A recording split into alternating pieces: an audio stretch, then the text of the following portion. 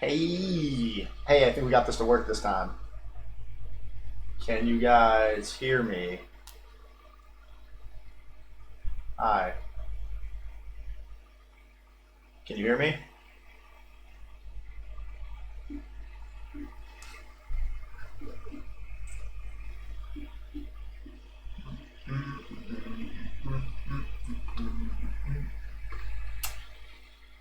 Okay.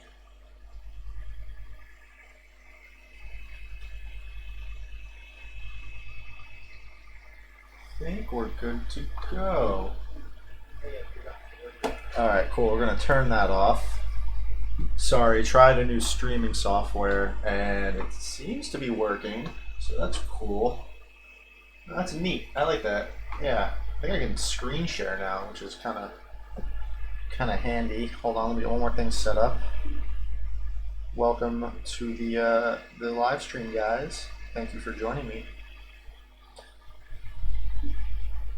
Let's just sorry, try to stream. So let's ravage my battery, shall we?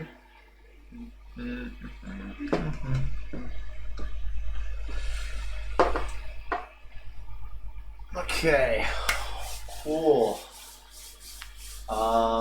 Did you win the giveaway? No, I'm sorry. Thanks, Chris. I enjoyed that video too. Um, cool. I just want to see. So we're streaming the webcam. Can I switch inputs? Because that'd be kind of cool.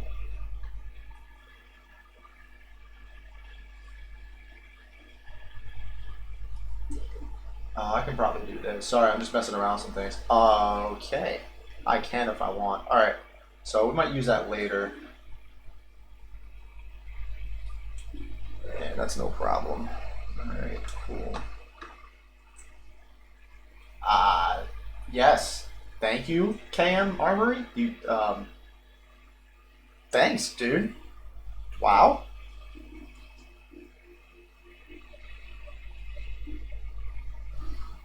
Thanks. You like the shirt? I made a couple of them.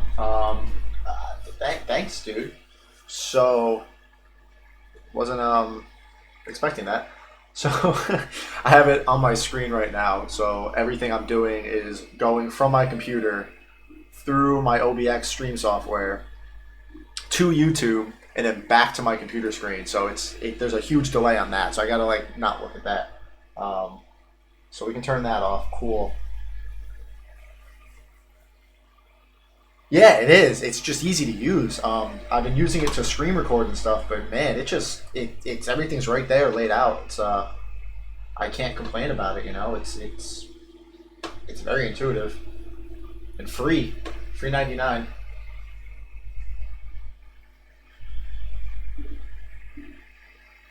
No problem, Sean. So electronics, it's a big question. So if you guys have questions right now that aren't related to electronics and servos and lights, save them for the end. We'll do like a little Q&A at the end there.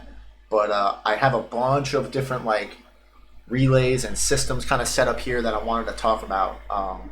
This way, people live and people later can then watch and be like, oh, that's kind of how he did all the lights and all the lighting system. So where is it? We will start with the very basic one, okay? So hold on one second. I'm going to switch this over, and I did not mean to start that software.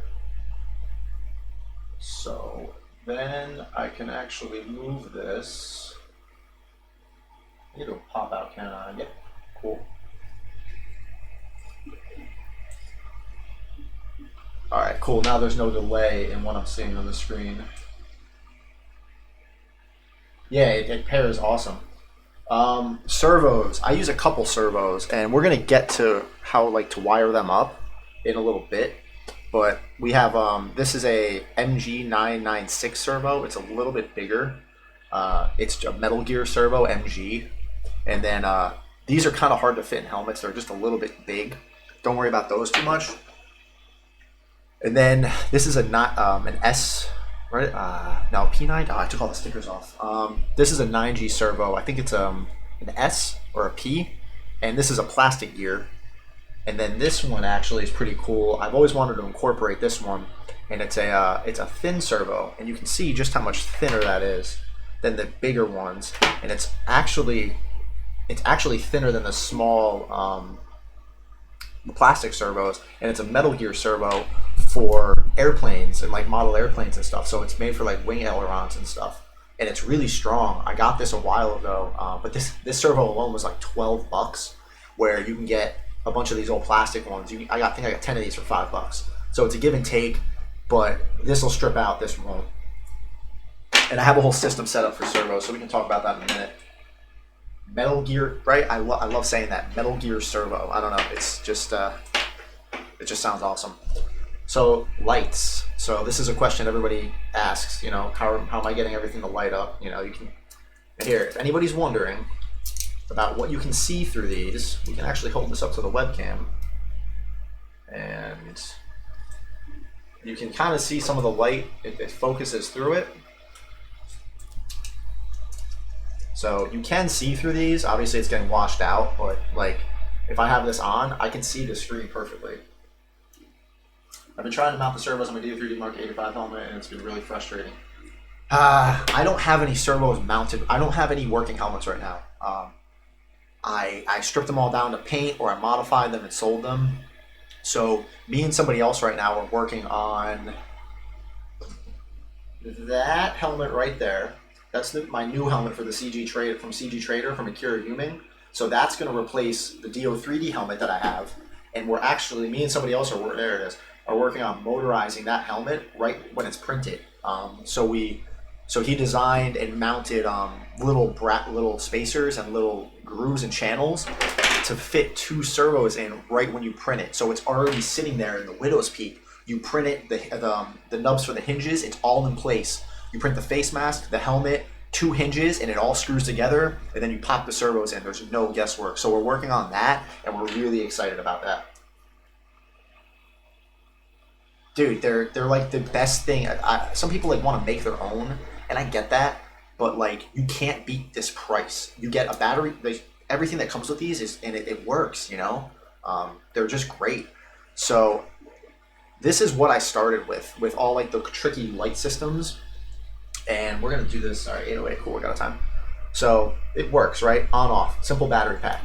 And the first thing I'll do is I'll cut these apart and just strip the battery packs, because you can repurpose these for a lot of things, and then it lets you better manipulate the eyes, and you're not limited by this little strand. So I'll cut these in half and move them around however I need. So they come apart pretty easily, and then you're just left with the little eye lens. We will. No, so there's a problem with releasing that STL. It's the paid STL file from CG Trader from Akira Yuming. I paid for that helmet. So that's the one we're modifying, and we can't release that without his consent. I paid for it. The guy who's helping me model it, Ariel, he also paid for it. So we both own the file, so we can trade and share whatever we want. So we were thinking about messaging Akira, because I've talked to him before, and seeing if he would upload it. Allergy season. Seeing if he would upload it and share with people that he's already, sold the helmet to, where you can go back and ask him for the file. But we can't share that publicly because, we added to it, but we didn't modify the design enough to fall under like I think it's like 10%. The button battery version? No, I have not. Yeah, you can, so it doesn't need, this is just a 3-volt system. It's a 3-volt LED with 2 1.5-volt AAA batteries. AAA, AA? What are these? AAA, sorry. So you can get different battery packs. I actually use a 5-volt USB battery pack with them, and this thing's great. So I have 2 battery systems in my suit. The system that's currently powering the lights over here is a 12-volt battery pack that hangs right on my chest. And then this sits in the back, and this is a 5-volt system that powers my servos and my LED eyes. So one doesn't affect the other. But say you want to actually turn your lights on and off. So I don't know if you guys saw some of the videos I did. It's when the face mask comes down, the eyes automatically turn on, right? The way I was doing that was by mounting a little pressure trigger right in the side of the helmet. And I don't have any set up right now. So I would mount it where the hinge was, and when the hinge would actually come down and close, it would hit this trigger, and then the light would come on. So as long as the trigger is open, it won't turn on, and that's it.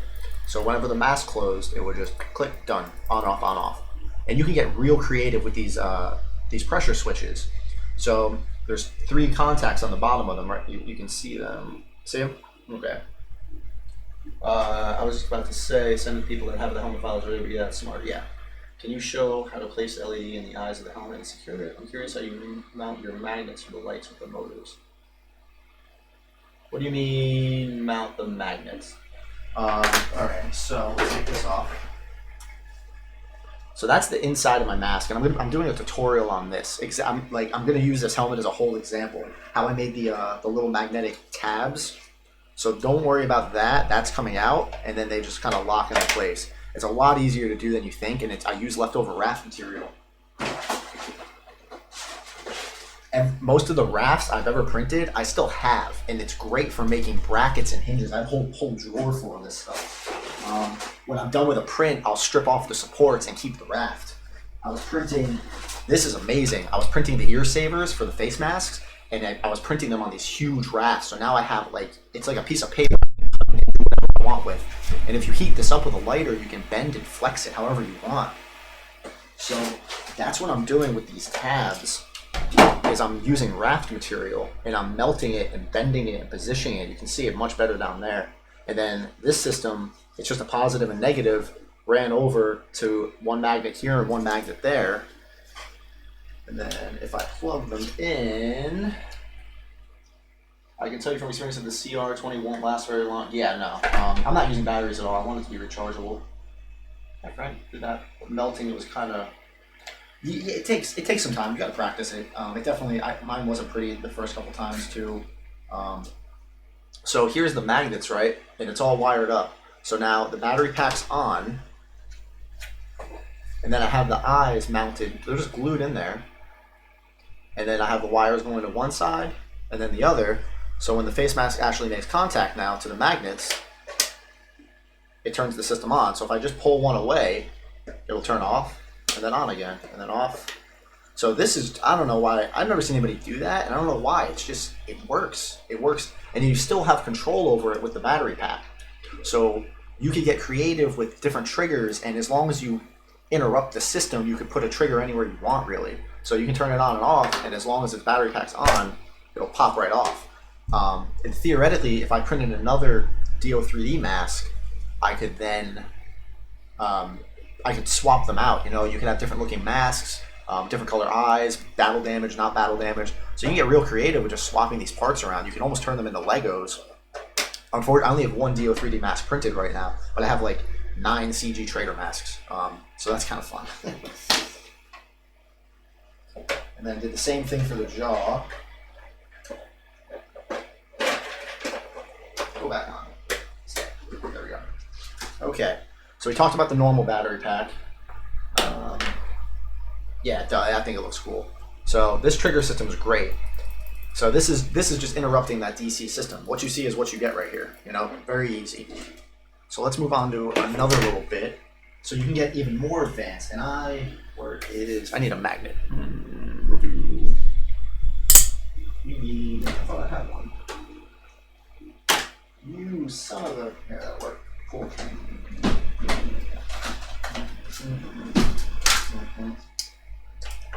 Okay, so say you don't want to see, you know, if I was to mount this trigger somewhere, right, you're going to see that trigger when you open the mask, or this wouldn't fit in a glove, you know. It'd be hard to kind of position and put it in a palm or a glove. So you can get these really cool things, and some of you might have seen me talk about them before. They're called reed switches. And let's see, that's all it is. It looks like almost like a resistor. And it's very tiny. They're cheap too, super cheap. And I got a pack of like 10. And these are a little bit more trickier to use. You have to be careful with them because you can melt them. But what it does is you run it through the system. And again, here's the whole loop, right? You got your battery pack, your LED, purse class. they're called like purse clasp magnets or snap magnets. And this is what they look like. So they're meant to go in clothes or like in purses, like women's purses, and they're self-locking, or they just go right in and they'll walk. So pulling them apart's really easily. See, you can just take them right apart. But their shear force, if I want to try to move them in and out like that, they're very strong. So depending on how you orient them, they can really hold big things together. But then when you pull them the right way, they come right apart. So actually, here, hold on. Before we talk about the reed switches, let me step back 1 second. And this is that same system inside the helmet. So you see how the light's on right there? Oops, hold on. My positive and negative are touching. I was sanding my hardware and sanded some detail away. Oof. So the light's on, right? And then here, I have the magnets hooked up to each side. And then all I have to do is just open them up. And then the contact breaks. So this works too. I was talking to somebody about you could actually make your whole armor system wireless. The similar way I have this, like, I understand there are wires in there, but I can take the faceplate on and off as much as I like without having to unplug something. So if you actually rigged your armor up with enough tabs and you position magnets the right way, you can theoretically like put your chest plate on, and then when it locks into the abs, have a positive and negative contact. So now the chest is powering the abs, but then you could go a step farther depending on your bracket systems, and you could literally, the suit could kind of lock and click together without you ever having to actually wire anything up. And it doesn't need to be these type of magnets. They come a little bit smaller, so they come in like a much tinier size. And what you could do is you could make like an intricate, almost like a connector pin. You could align like 4 magnets in a row, and then once you lock them in the right way, they all grab and touch, and then you can have a positive, a negative for your eyes or whatever you wanted it to be for, and then you could have the infinity stones, or you could have 4 different contacts. And if you're using something like an Arduino in programming, typically you need 3 to 4 signal wires. It's not just positive and negative anymore. You need that 3rd signal wire. So you could have 3 magnets that kind of just lock together with like a special bracket, and then you can transmit signal anywhere you want to have any power for anything really. So you can get real creative with these magnets. And I'm excited. I'm probably going to ditch the Arduino free route on my next build because I want to start experimenting with that. But I wanted to make sure that this thing was built with all analog, no Arduinos. Use conductive filament to replace wires using a 3D pen to lay down. You could do that. Me and one of my friends were talking about, what if you got the suit files and you modified them to have like channels and grooves in the suit. So you run little tubes and channels all through the suit, so you can kind of hide your wires a lot better. This way it's not just dangling, they're not strapped to your arms. So you can get real creative with it. It could restrict your movement, it could not. You'll see a lot of Iron Man suits out there that the arm is one whole piece, and you plug in the bicep up the shoulder or bicep, but then there's a bracket here that's always moving anyway. So if it's a magnet or metal, who cares? Purse clasp magnets. Hold on. Purse clasp. I always magnetic handbag, snap magnets, magnetic clasps, purse closure, round sewing button bag, pressure studs thin. Thanks, eBay. So, hi from Belarus. Hot Hulk booster. The thing that looked like, hey Ariel, what's up? So reed switches, right? That's the guy. That's reed switches. So anybody who just tuned in, this is a reed switch, and there's a little bit more advanced to them. So you got to just do your research on these. You're going to need resistors and stuff. But at its heart, So we can get rid of this now. Hold on. So that's the magnet system. So we're moving on to a couple more advanced things. So this is a rat's nest of wires. So here's the whole battery pack. You got the battery pack at the bottom. You have the light, and there's no switch or trigger, but it's not on yet. So let me hold this right here. So what I've done is inside this piece of tape, there's a reed switch actually bent and wired up to the whole system. And then I have a magnet right here. So when the magnet comes close to the reed switch, it actually activates it. See? I think that is like one of the coolest effects you could probably get on this suit. It's simple, it always works, as long as you wire it up right. And that's it. So that's it. From either side, I believe. And then you can get real creative with this. So think about what you could do. You could have a different reed switch in each finger. You could have reed switches hidden around your body. You could put a reed switch in your jaw, so when you're standing there, all you do is you have a magnet in your hand or glove somewhere. So like you could hide reed switches all around your body to do different things and wire them into an Arduino, or just not wire them into anything at all except the system. And you could have basically a magnet on your glove, and then you touch here, your helmet opens. You touch here, your chest, your arc reactor pulses and flashes. You touch you can really get as creative as you want with it. Places using G-code stuff. Yeah, I think G-code stuff. Being ready to slip in the print. Yeah, that's smart. That's really smart. Hide them in the plastic itself. Dude, Addison Hall, I would love to. That's goals right there. Somebody's kind of trying to do that in the group.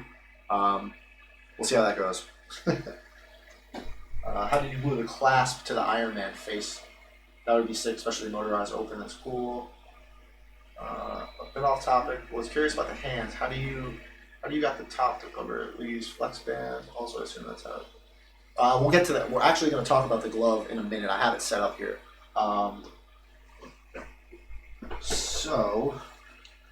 That's not a good one.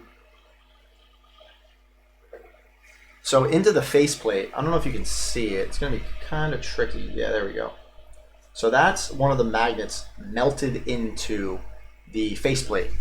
So you don't want to actually melt. You don't want to put heat to the magnet because that's a good way to lose magnetism. So what I'll do is I'll take the magnet apart, and whichever side I want, you see these tabs that are on there? I'll actually bend them out just a little bit, like that. Hold on. Yeah. So I'll bend them out and flare them, almost flatten them down. And then what I'll do is I'll put them on the plastic, and I'll touch the soldering iron to the tab, and I'll push the tab into the plastic and melt it. And then the same way I'm doing that, like the welding technique I use for the soldering iron to melt my plastic together, I'm actually going to cover that tab and build up the plastic around it and do both sides. And then what that ends up giving me is it melts the whole kind of magnet into place, and then I can just build up around it. And then it stays in there nice and tight. And it also makes it actually pretty easy to remove, because then if you want to remove it, you just kind of wipe that plastic away and you can pop the magnet off. So by no means is it like a permanent thing. If you tried super gluing it, if you try to get that off, you might take plastic with it. You might break off one of the shells. So this seems to work. And then if it's on the tab side,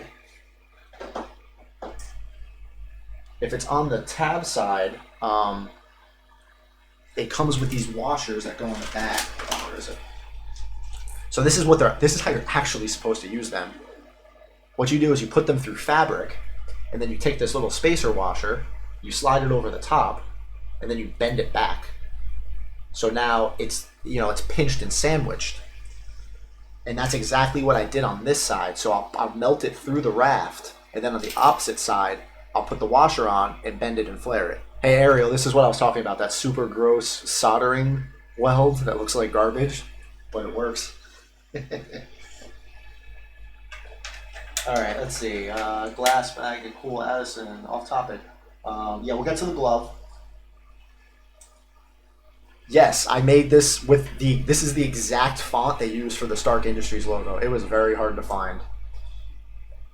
You could use a 3D pen. Yes, yeah, 3D pen, soldering iron. I just like having one less tool, so the soldering iron kind of does both. And what I'll do is, if any of you know how to weld like metal, what I do is I stick weld basically. I cut out the 3D pen and I stick weld, meaning I'm heating up the plastic and then I'm adding my own plastic into it, and I'm using extra filament that I just wasted filament and extra rafts and stuff, and I'll melt it into the part.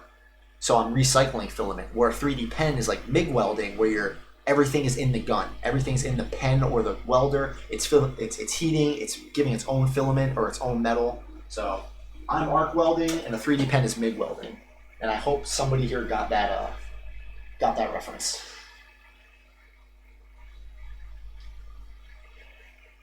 Yes, and a cheap soldering iron is better than a expensive soldering iron. A $5 soldering iron will do way more stuff than the fancy like $70 and $80 ones with variable voltage. Mine just gets hot. Will you be leaving this stream online? How is the connection? Is it my Wi-Fi? Yeah, this is going to be live. All my live streams are going to stay, so you're fine. You just put cables in on both ends and just use a flame on it for a second. Yeah, no, they're heat shrink is what you're thinking of. Okay, cool. So that's a reed switch, by the way. But yeah, we got off topic again. Stop doing this to me. Cool. All right, I'm just making a pile of the stuff we talked about. So here's servos. Let's put this away. You guys are making me make a mess.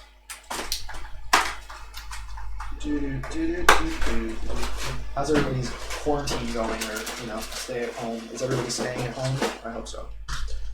Reed switches. Start playing with these. They're pretty cool. Thanks, Ariel. Wires, servos. Okay. So, yeah, it's the exact same font. My connection's great. Yay! About time. Yeah. Also, I bought a new webcam just for this. So this is, yeah, I'm not using my GoPro or my wife's Mac or whatever anymore. So a lot of talking. Sorry. Servos. So let's move on to servos. This is a servo. It moves things. That's the end of the stream. So if you're not using an Arduino like me, and you need to move the servo. Now, some of you have probably already realized that you need to flip the polarity, right? So now instead of having a servo, you control the signal. I want to ride my Harley.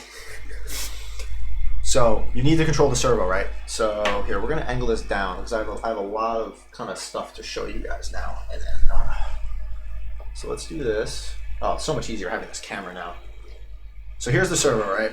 And then I have a battery pack right here. This is a 12-volt battery pack. And I can move my mic so you can hear me better. And we need to power it, right? So it spins one way. So let's... Oop. Okay, now we'll do this. Take those apart. So we want the servo to spin, and we need to pulse it with electricity. And then we're going to need to flip the polarity each time we want the mass to open and close, right? And we can't just sit here and flip the battery back and forth. That's just going to look stupid, having like having a switch. You want to open the face mask and you flip it real quick. It'd be annoying. How do you super glue? What do you mean how do you glue? You super glue it. Yeah. So you need something in the middle, in between this system, right? So the servo has a hard stop, and I'm running 12 volts, so the servo is really, really working very well. And it wants to go. But how are we going to flip that polarity back and forth? There's a bunch of ways to do this. In my mind, if you're trying to make a standalone relay or helmet system, this right here is, I think, the best way to do it. DP, DT switch, dual polarity, dual throw, I believe, or dual toggle. And it has two positions, and they come in different sizes. CA glue, cyanoacrylate glue, yes. This is CA glue. It's a two-part activator, and I use this is the only glue I use. It's very strong. Ariel, if you're still in the chat, is that right? DP dual polarity, dual throw, or dual toggle, or can't remember exactly. Woo! Hey, you want to see what happens when you touch electricity together? Yeah. Yeah, that's 12 volts just screaming and melting. So be careful with electricity. A double A or triple A wouldn't do that. 12 volts though will. Thank you. Double pull, double throw. Okay. Yeah, that. So we need to figure out a way to flip the polarity and basically flip the positive and negative on this relay at will. Okay. So that's what this switch does. You input your positive and negative into the middle, and there's diagrams all out there for this. So you wire in your positive and negative. So that's what we're gonna do now. We're gonna get rid of this, and now we're wired in positive and negative. Done. Is this on? Yeah. And what it does, and this is wired up like a fire hazard, so don't judge.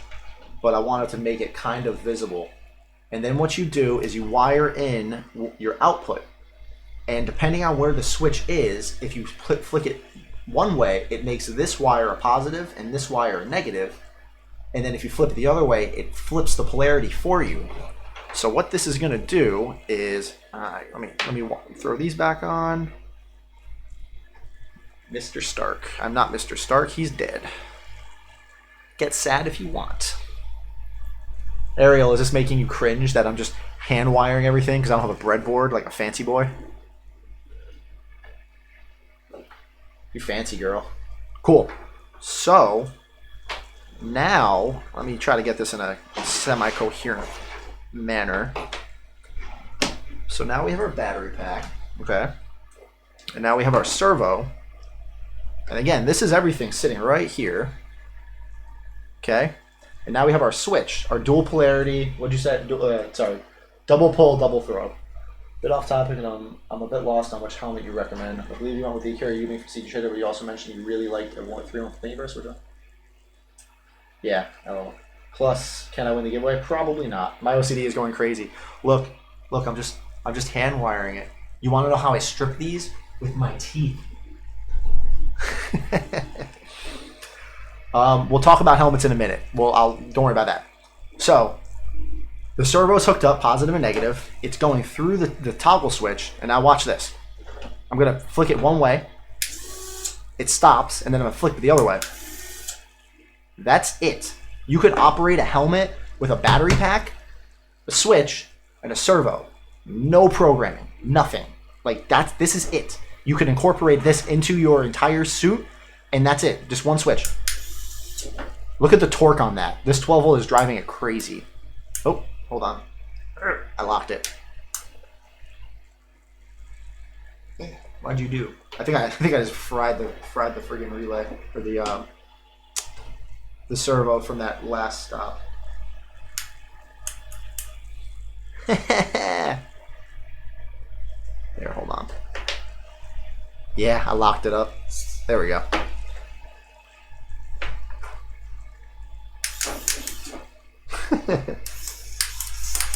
So because I'm using 12 volt and I think I'm putting out like 2 amps, this is way stronger than this relay should ever get. If I keep doing this, I will break this relay. But yep, see, I locked it up again just from that torque.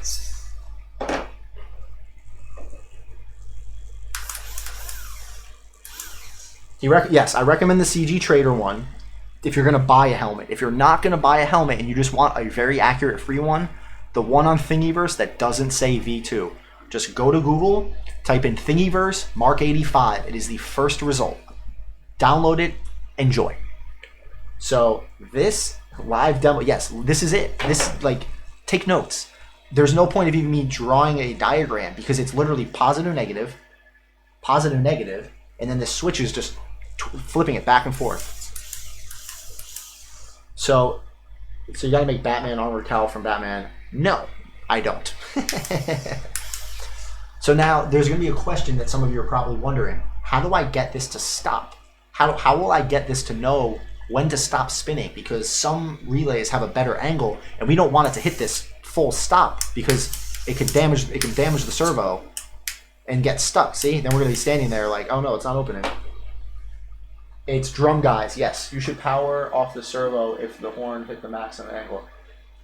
Yes, I know. I know. It can exactly.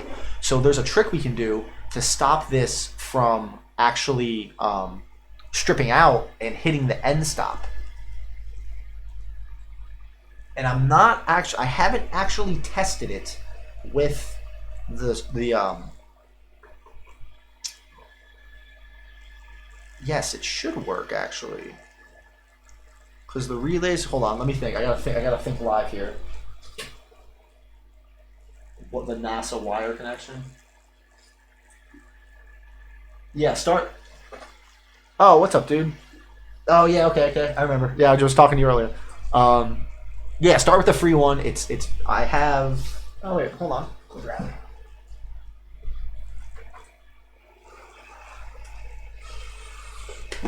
The here, we'll focus up just a little bit so y'all can see my beautiful face. This is the helmet giveaway one, and this is the free Thingiverse one. And I think it came out pretty nicely, and it fits.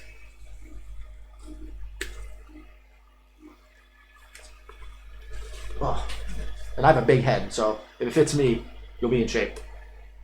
So this is the one, this is the contest one. So May 15th, someone gets this. So I'm going to be doing a tutorial on this one, on the magnetic, on everything. It's going to be the magnetic tabs, and then the next video will be electrifying the magnetic tabs so you can make the faceplate. And then maybe I'll do like a reed switch. I don't know. Maybe I'll get fancy with this one. Make somebody happy. Thanks, man.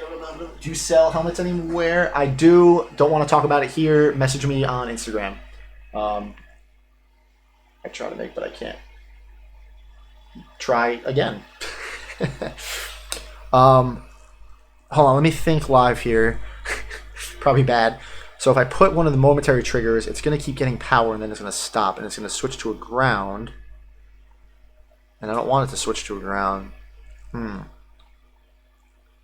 So there is a way to get this to stop. It involves a little bit more wiring than I'm going to do right now live. But when I make the tutorial for this, there'll be a couple different ways, and it's going to involve these little stop triggers. And this is what's going to tell the motor. It's actually going to cut power completely to the servo motor on one side of the polarity. So what you would do is you would put these, position these with the hinges. So when the faceplate closes, it triggers, and then it stops the power. But there's a special way you have to wire it so you can still open it. Because if you cut the power to the servo, you can't open it back up. So there's a way to use two of these. And then when the face mask opens all the way, you put you position it specially at the top hinge, and it'll click again and stop. So you don't want the servo to do the full travel, and you don't want it to max out and get overheat and take any damage.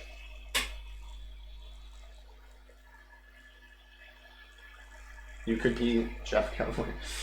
I have 8. Yes, I have more than 8.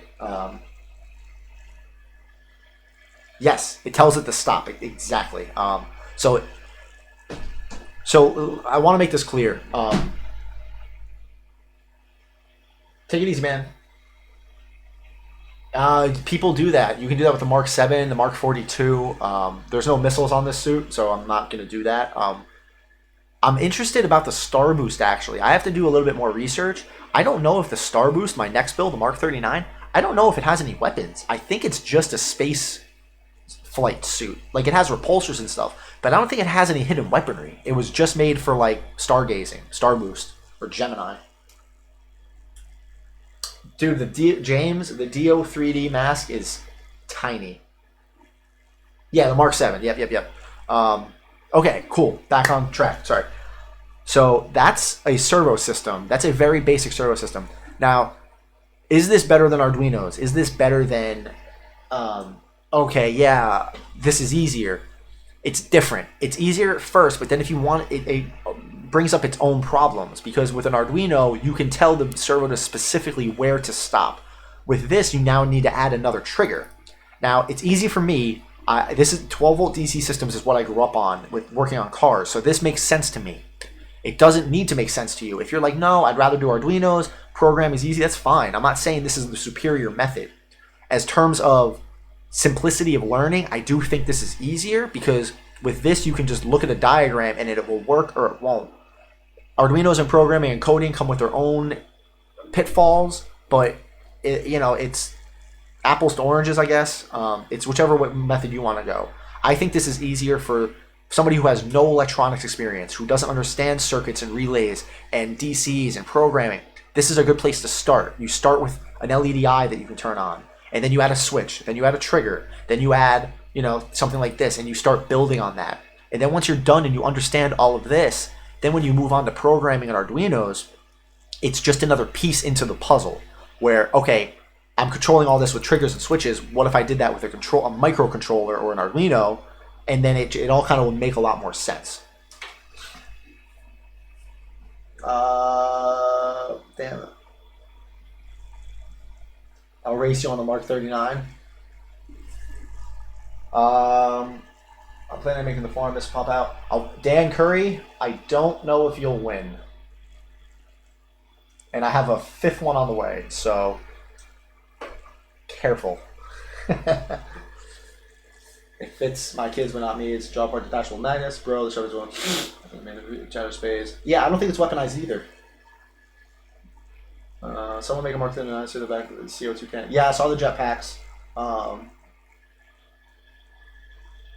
DO3D should be releasing Star Boost in like a week or so. They're just doing like a little fine tuning. And then the Iron Bat will be probably a few weeks after that. So we get 2 free suits. I didn't sneeze, you sneezed. Oh god, my allergies. You prefer to use code to stop it. That's fine. Frank, I have a countdown to see my arm, to see the arm cover attachment. Currently printing the part attached to the made gloves. Penguin, it was actually foam. 35 hours wasted. I have experience in making robots. Not like you. Hey, I like Star Wars, yeah. Oh, what's up, C? Okay, Dan. Hi. Yeah, you might actually have a fighting chance. Cool. Let's move on to the gauntlet. Literally. Oh, sorry. Real quick.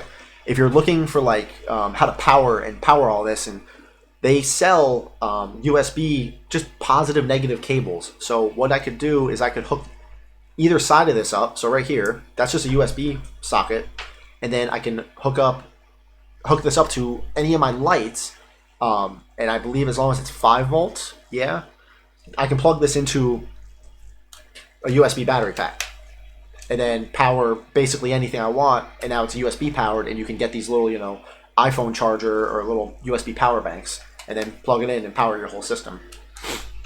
Or vice versa, they sell, this is a 6-volt battery pack, 3 or 4 AA's that goes to a USB socket. So you can like flip-flop back and forth. That's actually where I got this. I got one of these with a strip of lights and I just cut it off.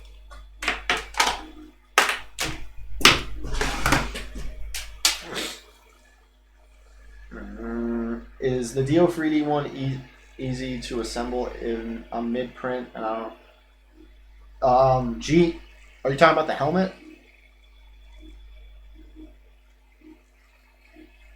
Yeah.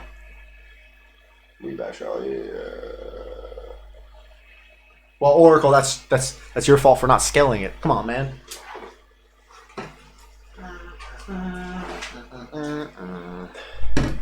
So let's look at another system real quick. What just fell? All right, whatever. We'll leave that for now.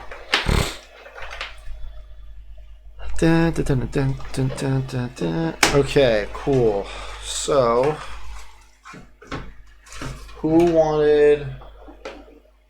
I've been using USB connectors on my projects. Yeah, dollars, dude. Cheap works. How to win the giveaway? Go to Instagram or watch my video. Yes, Ronald Cobalt. Yeah. Go to osmium.com. Hold on. I will throw that link in real quick. And I have a discount code for them, actually. It's literally, I think it's just frankly built. No spaces or anything. And it gets you 15%, I'm going to say. So these are the lights I use for my Infinity Gauntlet.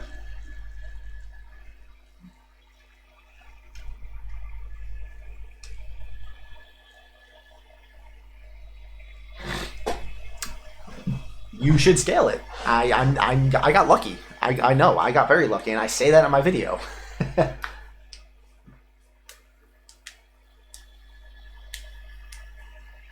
The whole suit weighs like 20 pounds-ish. The battery pack, I don't know, a pound, not even.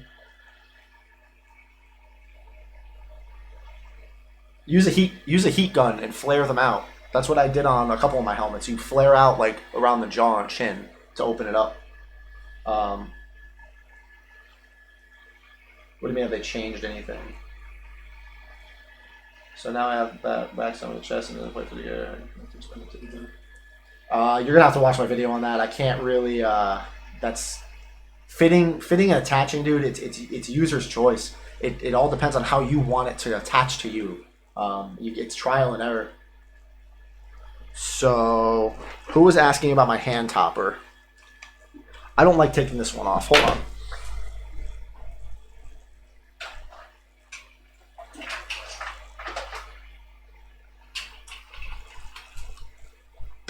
Yeah, I don't like taking that one off because the wires on the gauntlet. So this is my hand topper, and there's a little. It's one of the buckles. It's just a normal buckle and strap system. I cut and modified it, so when it's my hands on it, it sits right up top, and then the hand topper can stay and slide right in. That's it. So it's with an elastic band, so when I flex and move, it doesn't get caught on anything.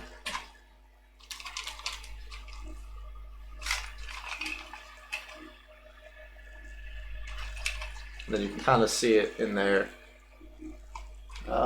Making a weaponry. Oh my god, this chat's blowing up. I was thinking about making weaponry for different suits, and an idea to make the sword thing for Mark 50 using a collapsing method. That'd be pretty cool.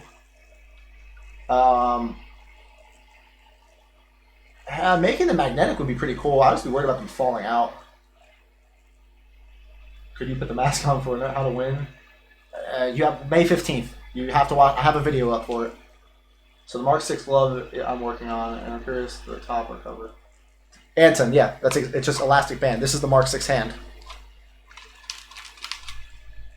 Put the sword in the gauntlet into the gauntlet. You can make it fit between the hand topper and make it.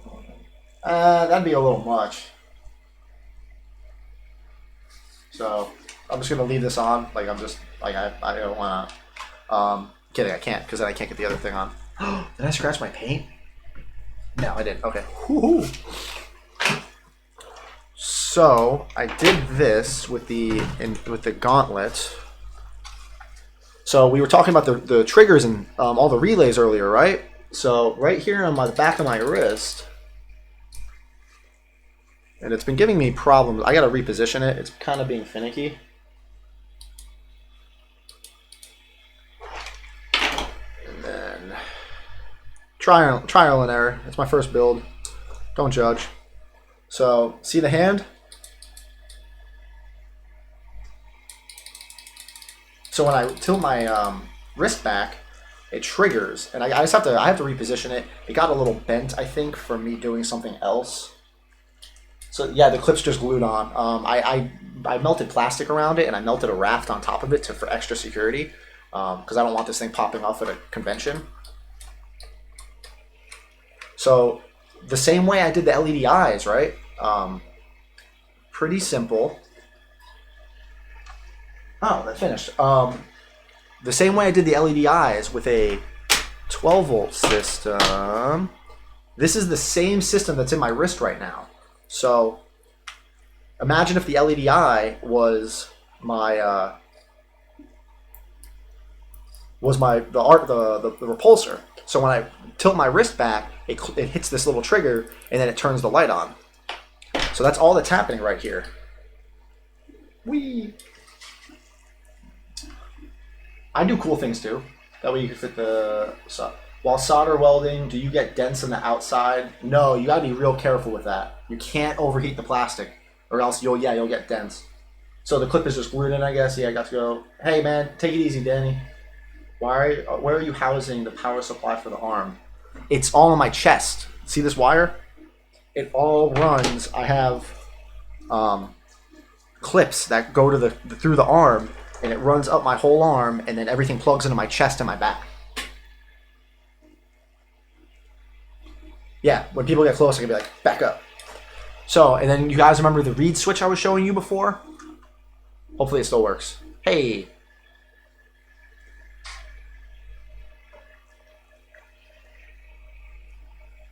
So there's the stones going, and this camera does not like that at all. So again, by bringing that magnet close, hold on, you can see the stones turning on. And all it is that I have a magnet in my thumb, and then that reed switch is wired through the glove. So when I get real close, and nothing's actually touching, I actually don't even need to touch my fingers together. These gloves, I'm making new gloves. These gloves are trashed because they've just been through so much abuse. I have a whole set of new fingers I'm making. I liked and subscribed, and I gave one reaction. Cool. So, yep. So this works. And then have the nice, pretty infinity stones lit up. I think I did a pretty good job making this. I think it looks pretty nice, right? I need some opinions, guys. Does it look like the DO3D one? What is it? I think it's like facing like that, right, on the picture. I heated a light strip like that with a heat gun and bent too fast. Yeah, I've done that before. I'm sorry, I've been there. Yeah. So that's the gauntlet in the hand. I'm not a fan of these fingers. I need different fingers. Is that a cool? Right. All right. Let's take this off. And then we'll pop this out. Oof, I'm getting risky with moving that around. I'm gonna scratch some paint, and I'm gonna be very upset. The only thing I gotta work on, I don't know if you can see it. The glove leaves a mark on my hand. Yeah, I think I did a good job on the gauntlet. I'm proud of it. I'm allowed to be proud of my own stuff, right? Is that a thing? Cool. So, how comfortable are the fingers to move around? Is it stiff? Something to watch out for. The fingers aren't bad, actually. For Indonesia, 3 a.m. Oh, thank you. That's awesome. Hello from not Indonesia. So the fingers aren't bad. I can actually, they're actually pretty comfortable. I can do a lot of different things with them. I'm not going to flip off the camera. Sorry.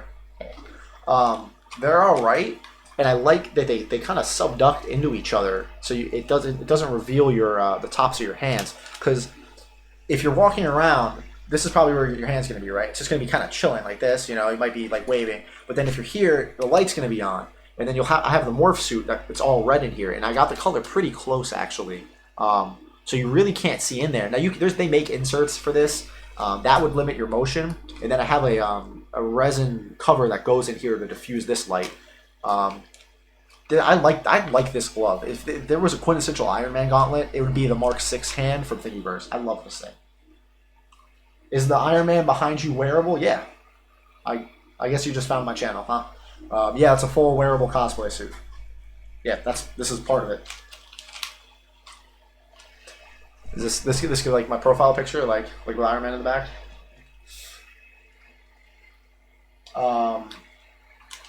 But what are those wire clips called? What wire clips are you talking about? Like these? Or the ones I used for my whole wire system? How long did it take to print everything? Like 1,200 hours. Last time I estimated. I think I'm over that. I think I have to start telling people 1,300.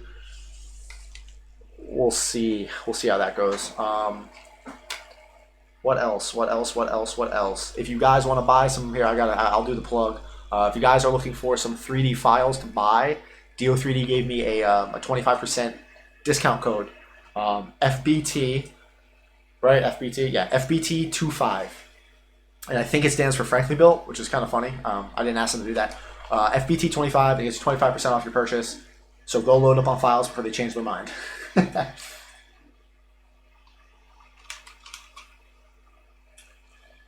So the fingers are elastic bands. See? And you can see I can actually take my thumb out just fine. And then that's it. and they all stay together, and I can like wave, and it makes it much more comfortable. There's no restriction. I don't know if you guys saw the hinged glove on Do3D. I have the file. I'm probably never going to print the damn thing because it's going to break, and this just gives you so much more mobility and movement. I also just got these. So in 6 minutes, we're going to start just a Q&A and stop talking tech like this. So these are the finger covers for the Mark 85 for the gauntlet, and they sit back here to give a little bit more detail. And what I'm going to do is I'm going to make them so they kind of cover up that gap where you can see the elastic band. So I'm going to cover them up and like make them kind of hinge down like that. So it'll just add a nice little level of detail. And then here's that insert. I'm going to sand it so it'll diffuse the light a lot better. And then these are all the fingers. This is for the new gauntlet. What I started doing is you can see the angles. You can see these were the gloves are the first thing I made for the suit. I made these back when I got my first 3D printer. They're low poly. You can see the layer lines, and I hate them. So I printed new fingers on my ender, which came out much nicer. And I'm actually sanding away the edges. So these are going to be more round. And I have a whole new set of fingers. And I'm going to smooth them all out, and they'll look much better than this. And they're really comfortable. Look up, just search 5-pin wire connector. I use 5-pin. They make 6-pin, 3-pin. Just wire connector, and just pick whatever you like. Here, I'll do the obligatory. I don't know if Roush Cosplay is watching, but this is how you actually do a wireless helmet. I'm throwing shade. I gotta refine this helmet. I'm on the internet right now. This is fun. Hi, Mom. This thing could not be tighter. I actually can't move my jaw too much.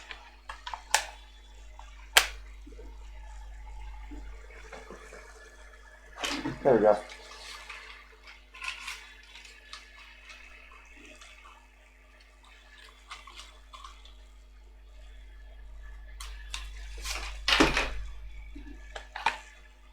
My hair sticks out a little bit. I gotta work on that. And then to get the jaw off, just push up. I'm probably gonna give this helmet away. Once I'm done with this current contest and just kind of seeing how things go, and once the CG Trader helmet's done, I'm probably gonna end up giving this one away. And it might fit you, it might not. It's really small. So we'll see. What do we got? All right, so let's move this into, that was 60 minutes of nerd talk. JST style connectors. Yeah, I think it's a 5-pin JST. Which Mark says calling from Sydney? Yeah, the one from Dave. That one, I love it. Are you still printing? Oh, it's done. Oh, fresh off the printer, and I'm not showing you guys exactly what it is because I don't have to. This is my ultra secret project that I'm not posting anything about.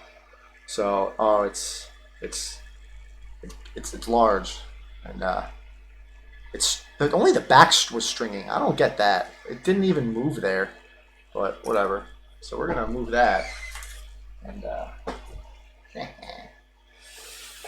secrets, questions, all the questions now. Whatever. We'll do this for like half an hour. I think a 90-minute stream is not too bad. Because I want to answer all your guys' questions. How are you managing the heat fogging from breath in the helmet? I don't have that problem right now. This helmet is only for photo shoots. That's it. This is the one that's going to be worn in my house, or just because it's so slim fitting, it's not. I can't motorize it. The helmet I am motorizing, that one right there, that's going to be for Comic-Cons and events. That one is going to be motorized. It's a little bit bigger. And this way I can open it up and breathe. Because it does get warm in there. But I don't have that problem yet.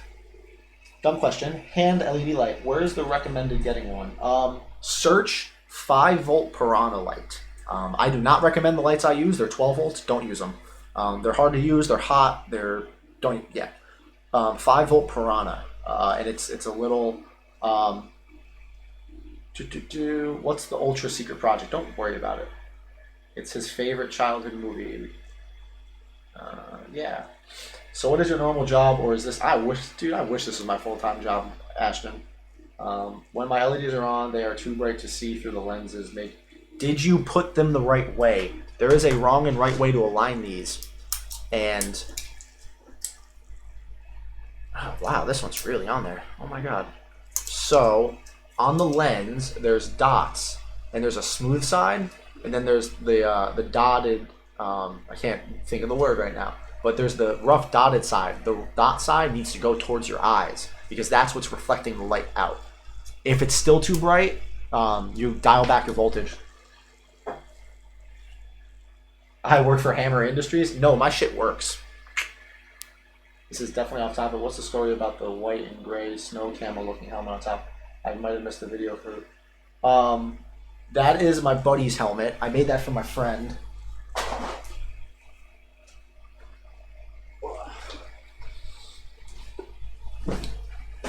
So this, if you're still watching, I can't remember who it was. This is the Mark II Thingiverse helmet. This is the first Mark 85 helmet I printed, and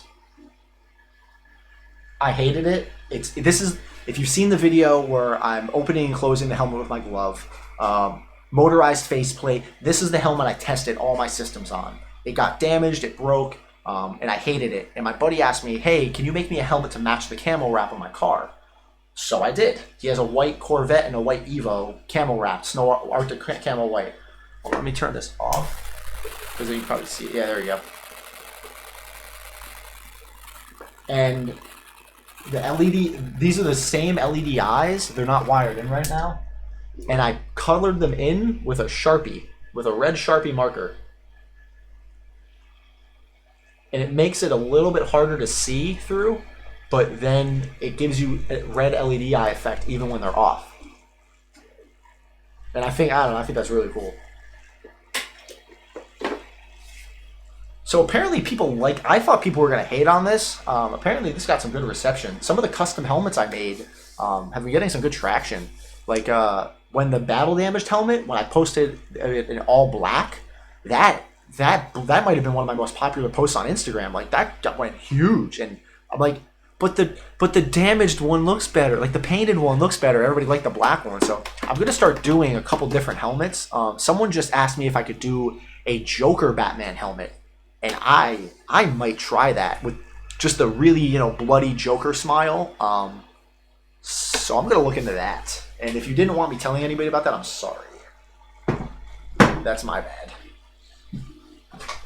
Can you show us the automatic faceplate with a servo? I cannot because I don't have any right now that are automatic with the faceplate servo. They're all disassembled or in process. I don't have a single motorized helmet right now. Don't judge me. Sorry.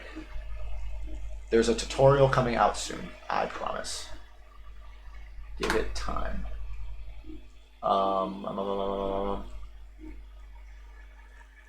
Yeah. Can you make a full start to end montage? Yeah, kind of. It would be a lot of pictures. I thought about it once it's done. I have a lot more pictures than video, and then I have the update videos where I show things. So what I could do is I could probably pull from them. What I kind of regret not doing is I deleted a lot of my raw footage from the original couple update videos with my old GoPro. So like update video 1, 2, 3, 4, yeah. With my old GoPro, they were the low res ones. I still hate the quality. That's my fault. But once I rendered them and uploaded them, I deleted the raw footage. So there was a lot of B-roll I could have used there, and I can still pull them off YouTube and then cut them up. So I took a lot of pictures of this build. I uploaded them all to my Instagram story, and now they're in a highlight reel. And there's over, I think, 200 and something pictures. The album I have on Facebook's like 300 pictures, and it's pretty much step by step. And I'm trying to update the captions so people can read along and see like what I did. Of the helmet, yes, I'm going to do a tutorial series, how to make an Iron Man helmet, and that's probably what I'm going to call it because why not? So it's going to be how to 3D print one, basically, like what files to look for, like how to, it's going to be a little bit of the basics on everything. You're going to 3D print one, and then if you want to learn how to 3D print, go watch my other videos. So they're going to kind of tie into a lot of it. And then I'll show painting, but like, there's no, by the time I'm done with all my tutorials, can you explain how you dealt with the icing problem? Icing problem? Nah, I wish I could fall down farther. Take care, Andrew. Thank you for joining, man. I don't know if this is something you want to talk about, but how did Creality affiliateship work? Did they reach out to you or vice versa? Hold on. My Max is being stupid. Creality, oh god, I don't remember. I have 3 affiliate programs now, and I haven't talked about the third one in public yet. Monoprice PLA is kind of sponsoring me and gave me an affiliate program. I'm still working on setting that up, but I'll be able to give you guys a I think they said 10 or 15% discount on like all of their products. And if you know what Monoprice is, they don't just make filament, they make a lot of 3D printers, and they make a lot of like home tech software. It's a big website. They're sending me 15 free rolls of filament to make my next suit. So here comes Star Boost, sponsored by Monoprice. So I'm super excited about that. So I have an affiliate program. I pitched them. I just wanted a discount. I just messaged them and I was like, hey, can you guys like, I made this really cool Mark 85 suit. You know, I think it came out nice. I was about to order 15 rolls from them, and I'm like, can you guys offer me some type of bulk discount? You know, I don't know, 10% off. I'm about to spend like, 300 euro on filament because filament prices are through the roof right now. And they hit me back with, how about we just send you the rolls and we work, and that was it. So that's kind of cool. Yeah, dude. Yeah. I'm excited. I never thought like, yeah. There is no Creawesome mod for 4.6 because Cura 4.2 and up has it built in already. So Creawesome's in the past now. Unless you have a really old Mac or Windows 7 and below and you need to download an older version of Cura, which is fine. How much money do you think you have spent on filament alone while making the suit? About $300. Ish. Probably like $250 to $300 I've spent. Creawesome is no longer necessary in the yeah, exactly. So in Creality's, I don't know who reached out to who first. I think they shared some of my stuff on Instagram, and then like I just kind of messaged them, and we were just I don't remember how the relationship started. And there's two people I talked to. I think Max and then Corey. And Corey was the girl in my Creality live stream who I was talking to back and forth. And she's been awesome. So they kind of offered to do the live stream with me. They promote my stuff, which is that's awesome. It's Creality. And then I was in the market for a new printer, and I've been saving up because like I think it was time. I needed a bigger printer. How much have you spent in total? About $600 to $700 on the suit. Why do I keep doing that way? The suit. Have you noticed a spike in your electric bill? No, because hold on. I will do this right now. There was no spike in my electric bill. I have a smart meter in England here. There's I don't know if other countries do this. I've never seen another country do it. But you can have a smart meter installed, and what it does is it reads your electricity bill live every 10 seconds. So with all 4 printers going, there's no way you can see that. Nope. Whack. You can kind of see a 17 there. It's right there. Look at it. 17 cents per hour is what these printers use in my house. My house uses about 3 to 4 pence. It's like pennies in pounds. So it uses about 3 pence per hour just at rest with like, the fridge.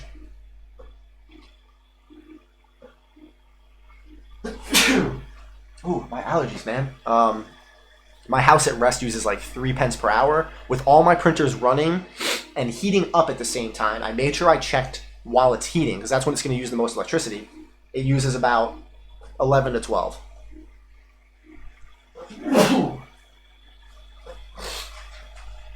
We might have to end the live stream early because I'm just going to keep sneezing. So...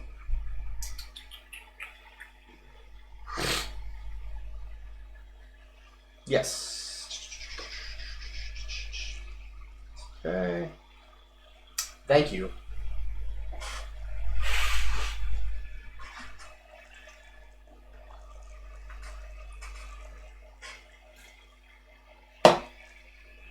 Oh God, I was talking about something.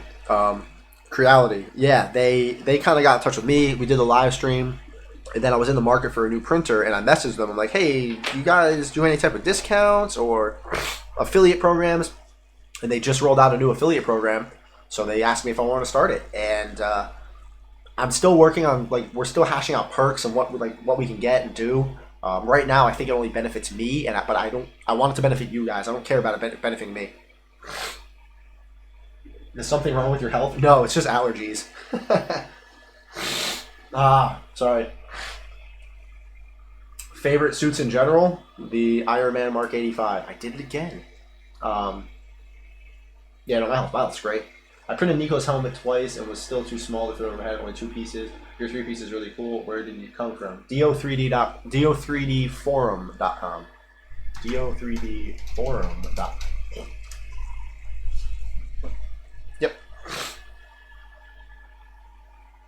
I sneeze like I have allergies when I'm near my... Oh. Don't tell me that. That means they're bad for me. Would you consider selling full one size? I will never sell a suit. I'm sorry. God, I get asked all the time. Literally just, hey man, how much for the suit? How much for the suit? It's not you. This isn't like, I'm not attacking you, James. No, I won't sell a suit for a couple of reasons. I would realistically have to charge somewhere between $7,000 and $9,000 to making a suit for somebody worth it. And that doesn't even guarantee it's going to fit them. If it's by proxy, you're sending me measurements. I tell you to measure your forearm here, you measure your forearm here. Or I tell you to measure your wrist, you measure, there's too many variables. I am amazed how companies even do it. It's very impressive. I can only hope to... Oh, thanks, G. I don't know. I don't know if it's a follower thing, dude. I'm still trying to figure this all out myself. Like, I don't know. What do you suggest I should do to make my stomach... Print one out and see. Download ArmorSmith. ArmorSmith or Armor Forge Garage is a great program for sizing. I'm going to use it for Star Boost. So I'm excited to try to learn how that all works. It's tough. You asked how did I first get into cosplay? This suit, I still haven't actually ever done cosplay. I haven't gone to a Comic-Con in this suit. They all got canceled. I was aiming to get this done by May, because that's when MCM London Comic-Con was. That was the premiere of this. It was like, actually, it's supposed to be at the end of this month. The suit was supposed to be done. It was gonna be my big premiere. Go to this big Comic-Con in London, but then all the Comic-Cons got canceled. I've never made a cosplay suit. This is my first cosplay suit. This is my first 3D printed art. This is my first big project. The first big project I did was this Keyblade. That's it. Like, this is the first thing I printed once I got my printers working. Was this 3D printed Keyblade off Thingiverse, and it's actually a really good file. Made this, and then I got the files for the Mark 85, and this is why I got into 3D printing, was to make this. I've always wanted one, and I made it. And then I only started documenting and sharing everything because I noticed there weren't a lot of people doing that, and that's fine. There is nothing on the internet that says, hey man, look at this glove I made. That's where it stops. That's all you need to do. Share what you did. There is no contract anywhere that says, I need to tell you how to make this. And a lot of people forget that. They get snippy at people. Hey man, tell me how you did that. Tell me how you did that. I will tell you how I did it. Some people won't. And that's fine. You have no obligation to share. If you made a thing, that is your thing. I could have kept this thing all to myself, and that would have been it. I didn't want to do that though, and that doesn't make me better or worse than anybody else. It's what I wanted to do. Some people just like to make something and enjoy it. I like teaching and sharing. It satiates a little need of mine. I like teaching people. I like watching that light bulb moment go off where they're just like, oh, that makes sense now. And then they can do it themselves. I love that. So I was like, all right, some of the guides and tutorials out there, either people are really vague in what they're talking about. They're like, oh, I made an Iron Man glove. It'll literally be like, I made an Iron Man glove. I used some elastic bands. I 3D printed it, and yeah. And like that's the detail they'll go into. Again, that's fine. Or that some people will get really detailed and really specific, and their videos will be super long, and they start off really strong, detailing every little thing, and then the last couple videos, it'll be like, I got everything 3D printed, and then suddenly they'll cut to the suit being done, and like that's it. So there's a give and take from it. I just wanted to share it. I was like, let me show some people, and then it started getting some popularity on Facebook. I'm like, oh, people like this, and then I posted it on Reddit, and that was the friggin' end of it. That was that 20,000 upvote post that's what did it for me. Reddit was really what kicked this all off, because I was like, wow, people really like this thing, and I wanted to finish it, and it's just been fun. So I'm excited to like keep doing this. Prop making is friggin' amazing. I love this. Being able to make this type of stuff, like, in all honesty, I could take or leave the suit now. I know that's probably weird to say, but like, making the suit's cool, but it's a lot of work. I like making the props and weapons and helmets because I can make them quicker, and I can be a little bit more, I can make a helmet in a day or two, and if I don't like that helmet, I can make another one. I can't make a suit in a day or two, so it's a bigger commitment. You can download cosplay calipers from Thingiverse. When is the Star Boost? The Star Boost should be out soon. Sorry, I totally went on a tangent there. Wow. 1 to 2. Have you tried making the helmet from EVA foam? I'm not making anything out of EVA. I'm not. This isn't an EVA. This isn't a foam cosplay channel. This is a 3D print cosplay channel. I'm not going to talk about EVA foam. Nobody won the giveaway. The giveaway is May 15th. Will you do a spider suit? Nah. I'm not that big of a Spider-Man fan. I might do a Spider-Man helmet or mask, maybe. But James, uniform scaling probably won't work since people are not scaled like comic book characters. James, did you watch my scaling video yet? I talk a lot about the different techniques that you can use. And wow, what started me on that? I'm making props to sell at Comic-Con when they start again. What prop should I make that'll really catch people's eyes? Keegan, make whatever you want. I can't answer that for you, dude. It doesn't matter what prop you make. You need to make it good. That's different. Anybody can make an Iron Man helmet. Can you make it good? Anybody can make a Batman cowl. Can you make it good? Because if you try to sell things at Comic-Con if you start mass producing things to sell, but you're not passionate about it, they're going to look like shit. They're straight up going to look bad. People are going to walk up to them, be like, this looks bad, and leave. Because you were just trying to make a buck. Make something you like, and then find that market that also likes it. I like Iron Man. Clearly, I found my market. I'm not making Batman cowls. I'm not making Star-Lord helmets. I'm not making, a Flash helmet, because I don't have an interest in that. I will branch out and do stuff I like Keyblades, different other props that I like. Because if I start making stuff I don't like just for money, my quality is going to suffer, and I won't enjoy this anymore. That's why I'm not making a suit for somebody else, because putting months of work into something like this just to let it go, I can't do that. Now I can put a couple days into something and let it go, but months for something like this, I can't do that. And then it's just not worth the price point at all. I don't have an Ender 3. Well, I do, but I have 4 printers. I can print a helmet in 20 hours. Like a full helmet I can have done in less than 20 hours, about 18 hours, if we're considering like how long it takes me to slice the program. I have SD cards loaded with 3 files, 1 for my Ender and 2 for my CR10S printers. My Ender can make a faceplate in 12 hours, and then one CR10S makes the dome and the other one makes the jaw in about 18 hours each. And then I have and then I can go to bed and wake up and then go through my day, and then in less than 20 hours, I'll have a full helmet printed.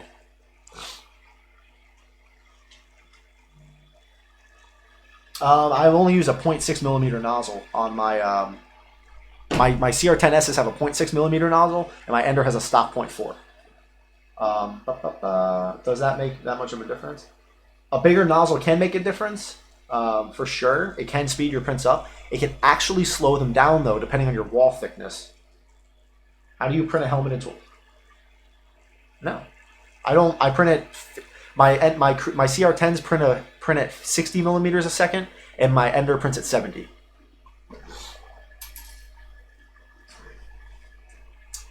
I have the Mark 1 files. Yes, I am doing the Mark 1 helmet next, or eventually. I have the Mark 1 files. How do you make a big profit by selling only one character property? I really want to know. I don't know how to answer that. I don't make a big profit. This isn't a sales page. I sell an occasional helmet to help pay for it, and I don't advertise that. You know, I'm not out there. Hey man, buy my stuff. Hey, have you seen this? Hey, you guys want? I don't. That's not why I did this. I'll write it now.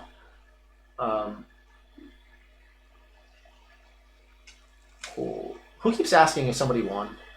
Charlie didn't win. Yes. Well, go watch the video I just uploaded about. I'm still wearing this. About positioning and orientation is everything. I strip down my helmets as much as possible with the least amount of supports, and it's worth it to me. I print the faceplate standing up on my Ender, just like this. I print the jaw flat on my CR10, like that. And the only supports it needs are a little bit right here, and then like a little bit under here. The faceplate only needs support down here, and then a little bit where the eyes are. And then a lot of people, for still some reason, they print the helmet flat up like this, and it fills the inside with supports. Flip it like a bowl, and then the only supports I need for the helmet are just to hold it right here. It just makes a little raft at the bottom like that. And can you guys tell that there was ever like a raft or anything up here? Like there were any supports? Because that's where the supports were. And I smooth them down. You pop them off, palm sander, smooth it down, good to go.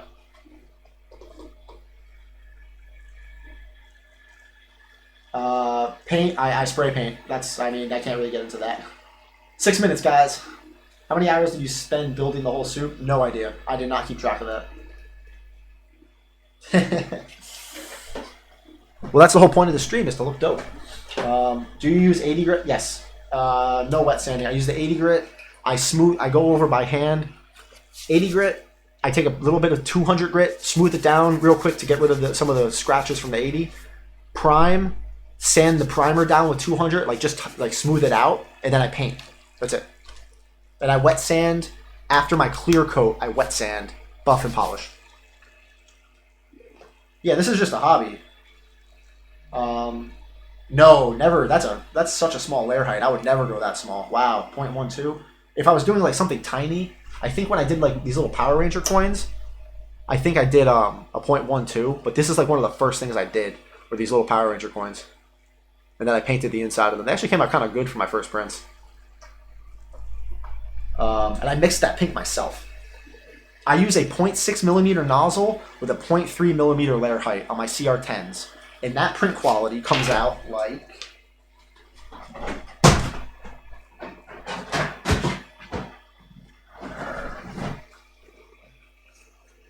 let's see. So this is a 0.3 millimeter nozzle, or 0.6 millimeter nozzle with a 0.3 millimeter layer height. So you can see if the lighting's right, you can actually see the infill patterns, but that smooths down right when I sand it anyway. Or just go, okay, cool, how much order? It is, yeah, some people just drop parts onto the printer and they just don't move them. They just, I'll print it. Orient your stuff. Wear your school helmet orientation. A helmet would take 4 days. Yeah, it'd come out nice though. I use foam acrylic spray paint, hot glue, woodburn, and elastic. Nice. Foam find the money for the armor. Would you look into resin? I might get a resin printer one day to make masters and make like little figures and stuff. That'd be kind of cool. I'll remove all inside sports and launch with minor damage, stringing the inside with the taper of the head. Never had a problem. That's fine. To teach his own. I like Sunlu. I really like Sunlu. All my stuff. The whole suit is Sunlu PLA filament. Sunlu black. This is gray. I have white. But they went from 12 pounds a roll to 30. They are so expensive right now. So that's why I switched to monoprice. And I like monoprice so far, but I would definitely go back to Sunlu once they get cheaper.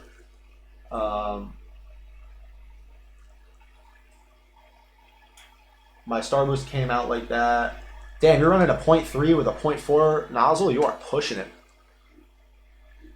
Get a 3D printer. Chrome suits.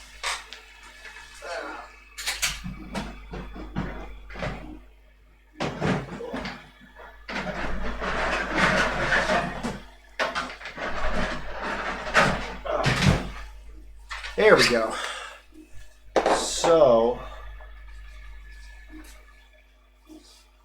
are custom helmets frowned upon? Like, not just camo, other color? I don't know. So this, if you guys can see this nicely, so now it's washing out my camera. So this is the monoprice PLA. And this came out so smooth. This was on my Ender.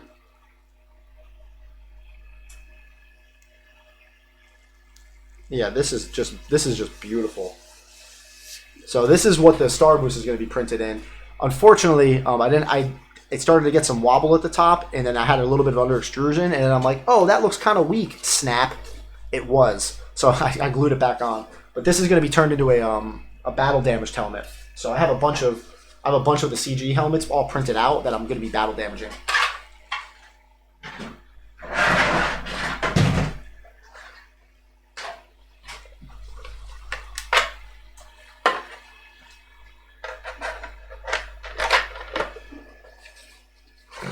So this is the CG Trader helmet, printed in 20 hours.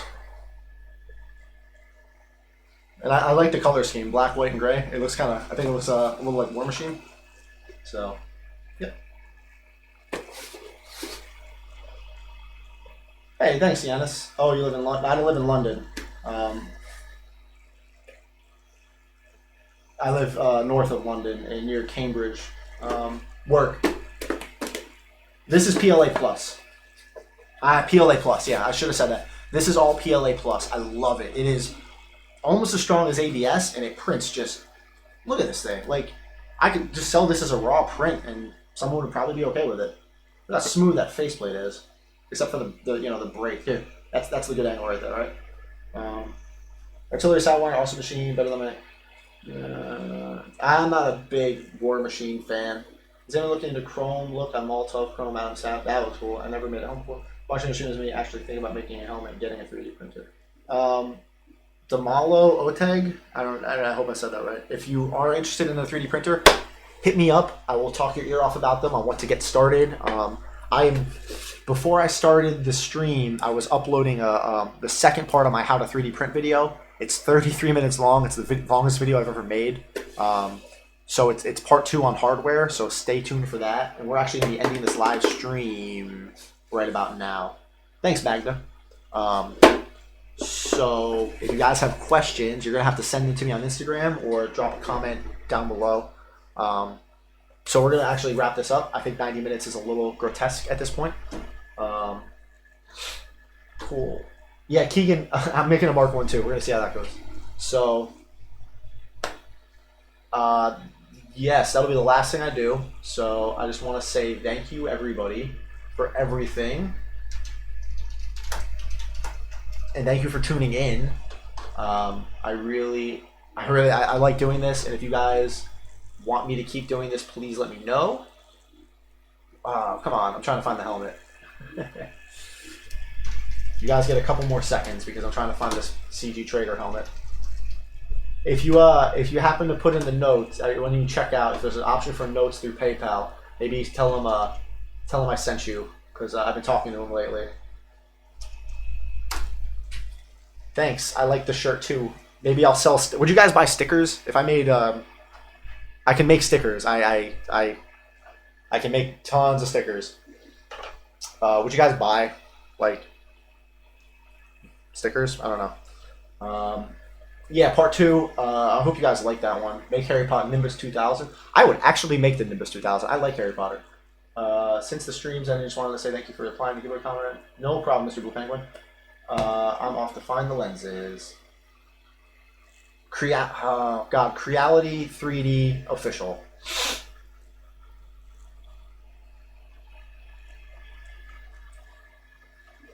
Do you buy one? And then maybe we'll get shirts up one day. I don't know. But that's all future Frank problems. So thank you, everybody. I'm not going to say the subscribe spiel because if you're watching this stream, you probably already are. So thank you. There is the giveaway contest still going on. You guys have until May 15th to enter. And if you haven't realized it yet, that if you enter on YouTube, then you could probably also go to Instagram and enter a few more times. Just saying.